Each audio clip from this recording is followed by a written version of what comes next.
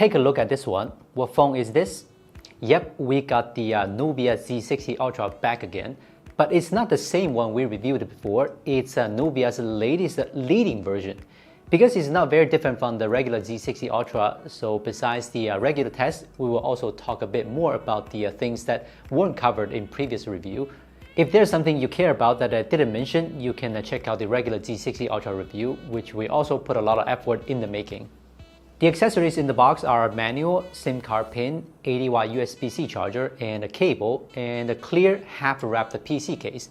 In terms of form factor, the leading version doesn't make any changes. The straight frame, the main camera with its red circle, and the customizable slider are all here. All the features such as NFC, IP68 certification, and USB 3.1 Gen 1 have not been cut, and even the weight is the same. The vibration motor is pretty well tuned, very crispy, which is relatively rare to see in a large size phone. The only downside is that it doesn't support storage expansion. However, there's a 1TB storage version available, which is a way to solve the storage problem. The only difference in design between the leading version and the regular version is their color schemes. Obviously, the color scheme of the leading version has been well designed. They say the design is inspired by the snowy mountains, and I have to say, it really looks good. If you want to say what is the leading in the leading version, then of course is the processor. So why is this a phone called the Z60 Ultra leading version? The answer is actually that the processor name is also called the leading version. Snapdragon 8 Gen 3 leading version is simply an 8 Gen 3 overclocked version. The CPU and GPU frequency have been increased, but in terms of scores, there doesn't seem to be much of an improvement. And what about the gaming experience? Well, not much of an improvement either. Can you tell which one is a little straighter in these two lines? Even if you look at the average frame rate, that 0.05 difference is really negligible. Lower power consumption and lower temperatures are probably the only advantages of this leading version. Of course, there's also the fact that the Nubia has already tuned the regular 8 Gen 3 too well, so the difference between the overclocking and not overclocking really doesn't matter that much. Whether it's the Z60 Ultra leading version or the regular version, it has a very large number of options for the gaming mode. In addition to bypass charging and the various auxiliary functions, you can also address the touch sampling rate, sensitivity, and other more detailed options. There's also Diablo mode, which is even more powerful than Rise mode. So turn it on and put on a phone cooler and you will get a gaming experience that rivals the gaming phones. All in all, it may still have flaws, but I'm sure one thing, it has the best gaming experience of any non-gaming phone in the world. Even if we are in the second half of 2024, there's still no second brand in the world that insists on announcing a flagship phone without a punch hole. Even if I've gotten used to having a black dot on my screen forever, I feel incredibly comfortable when I go back to the Z60 Ultra, both in terms of my eyes and my mind. The current under-display camera technology doesn't do a perfect job of hiding self, but it's still the same thing. You can't even notice there's a camera here when you're using it on a day-to-day basis. I don't know how many people still like such a complete screen, but those who do really don't have much choice. With a manual maximum brightness of 600 nits, HBM around 1000 nit, and a resolution close to 1200p, you don't need to worry about the basic specs of this screen. What you need to worry about should be that camera down there.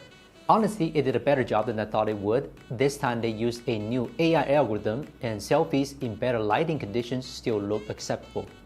Leading version still has the same 3 cameras. I will not introduce them too much here, by the way. 35mm main camera is still good, especially when taking photos of food. The 24mm main camera on the regular phones is too wide and you need to zoom in manually.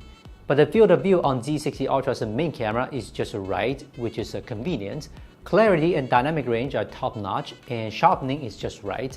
The telephoto camera is 85mm and excels at both portrait and landscapes. If you know a bit about photography, you should know how well these two focal lenses work.